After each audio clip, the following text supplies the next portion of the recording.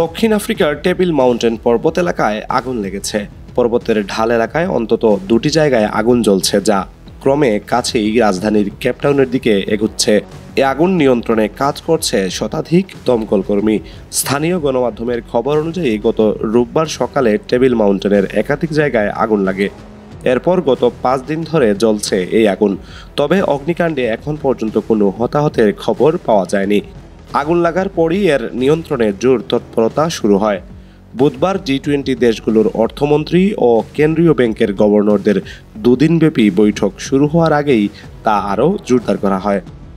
পর্বতাঞ্চল ও এর আশপাশের এলাকাগুলোর দেখভালের দায়িত্বে থাকা সাউথ আফ্রিকান ন্যাশনাল পার্কস জানিয়েছে, আগুন নিয়ন্ত্রণে আনার জন্য সব রকম ব্যবস্থা ও উপকরণ ব্যবহার করা হচ্ছে। কর্তৃপক্ষ আরও জানায়, অন্তত 115 জন দমকল কর্মী, 4টি হেলিকপ্টার ও আরও 2টি বিমান আগুন নিয়ন্ত্রণে কাজ করছে। এরই মধ্যে আগুন অনেকটা নিয়ন্ত্রণে এসেছে বলেও খবর পাওয়া যায়।